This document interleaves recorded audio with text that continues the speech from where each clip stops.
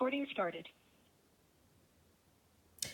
Good morning. How are you guys doing today? This is Marcia, and I'm not sure if you remember or not, but I am a student teacher for Miss Mann, and I've been working with her for a few weeks. So, how are you guys doing today? Give me a smiley face if you can hear my voice.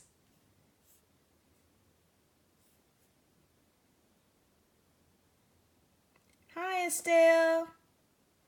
Hi, James. Hi, Sarah. If you can hear me, give me a smiley face.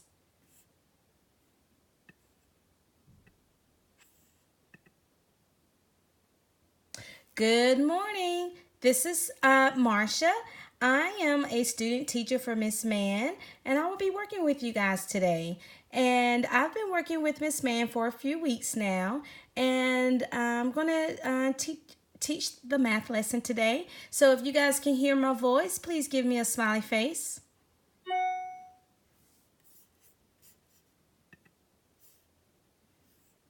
Hi, Sarah. Hi, James. Hi, Estelle. Thank you for joining us today.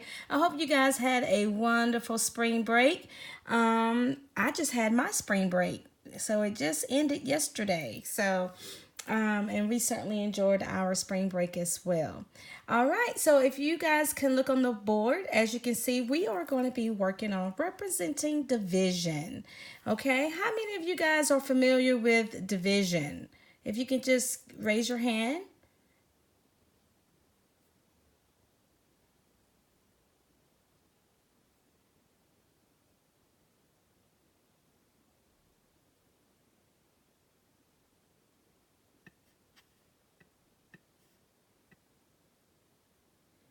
If you guys are familiar with working with division, you can raise your hand. If not, that's okay because we're going to be working on that today. Okay, so the first thing we have on our page is we are looking at four different pictures and we are having to determine which picture is a cube. Okay, so as you know, we have our sphere, we have our cubes, we have our rectangles, we have our ovals. So as you're looking at the pictures on the board, take your little pointer tool that's to the right of your screen, and you can choose maybe like the little pen that's like the third button down. And if you can circle the letter that represents the picture with the cube.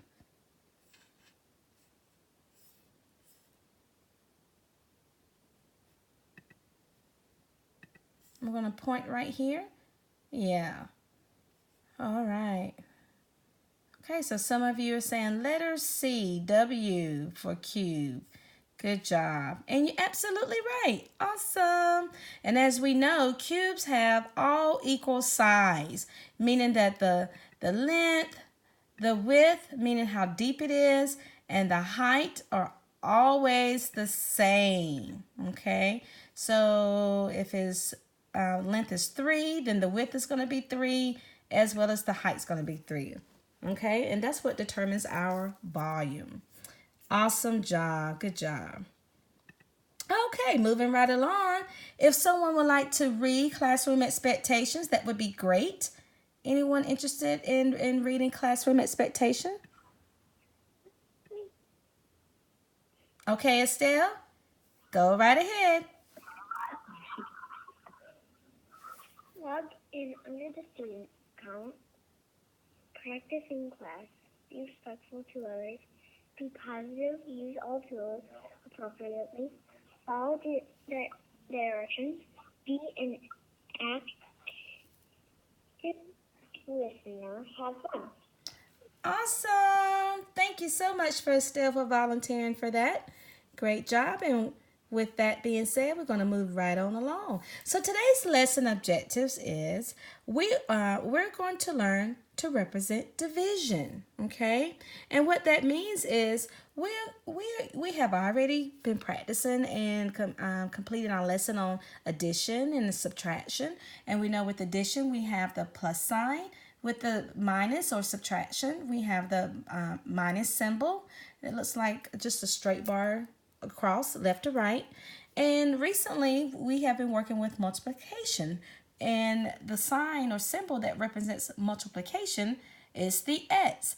Now today we're going to move along and we're going to work on our division, representing division. And so as you can see in our little picture here, the symbol is a bar with two dots, one above and one below, okay? And that is our division symbol.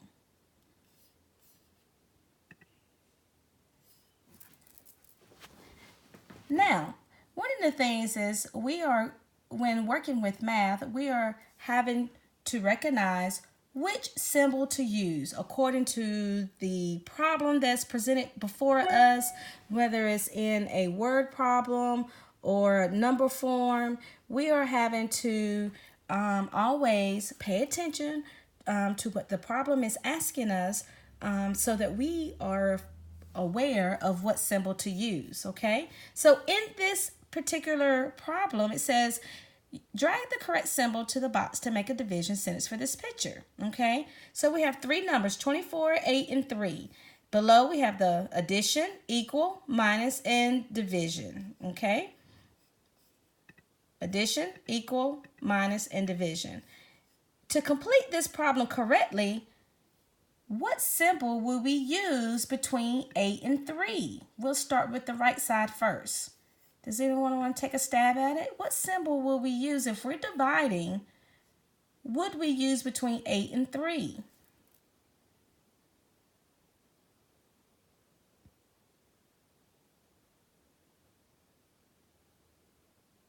Division.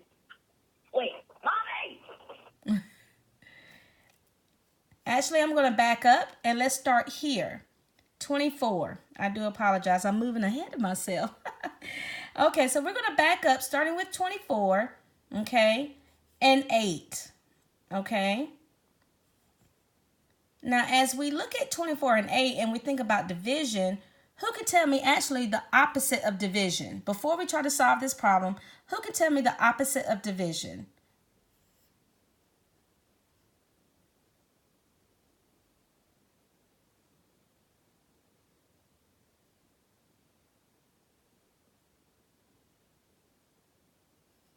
Estelle?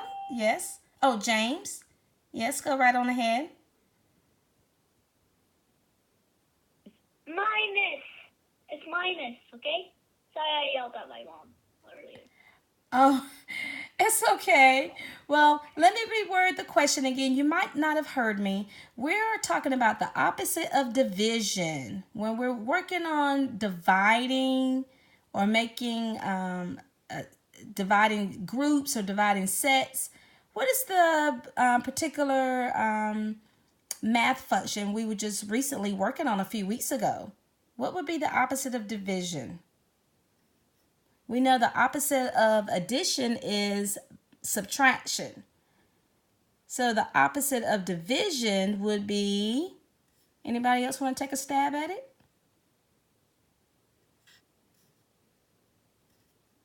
The opposite of addition is subtraction. So the opposite. Yes, thank you, Sarah. Good job. So the opposite of division is multiplication, okay? And when we think about our fat families, I'm going to switch gears here. When we think about our fat families, we know that 3 times 8 gives us what? Who remembers that? Who remembers our 3 times tables? 24. 24. Awesome. Okay, and this is using multiplication. So the opposite of multiplication is division. So when we look at 24 and 8, what symbol will we use here to get our answer of 3? Division. Awesome. Thank you for that. Very good. So we will use our division sign, okay? 24 divided by 8, would it plus 3, minus 3, or equal 3?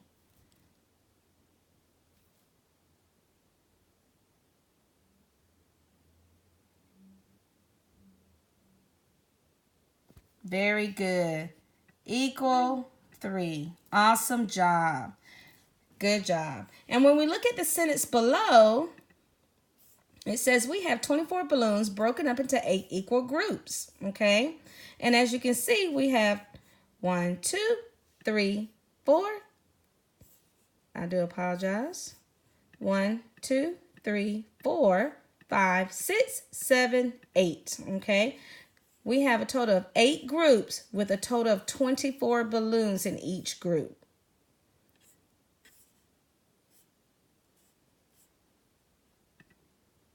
Very good. Okay, so we're going to try another. We're going to practice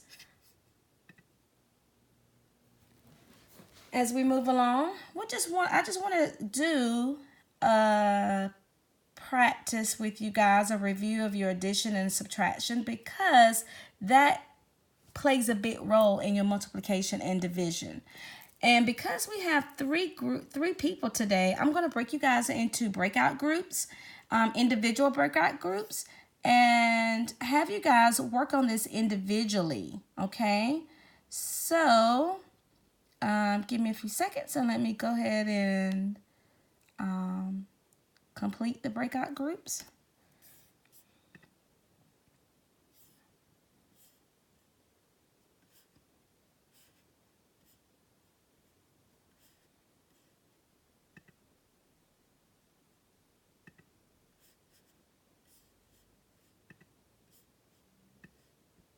Okay.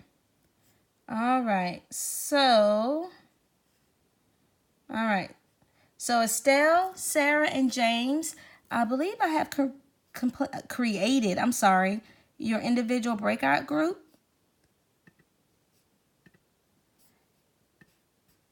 And before we use the whiteboard, if you could just maybe practice individually on your own there next to your computer, maybe if you have a scrap piece of paper and a pencil, and if you could just complete the problems that you see on the whiteboard on your scrap piece of paper, and then we'll come together as a group and we'll discuss this on the whiteboard. Okay?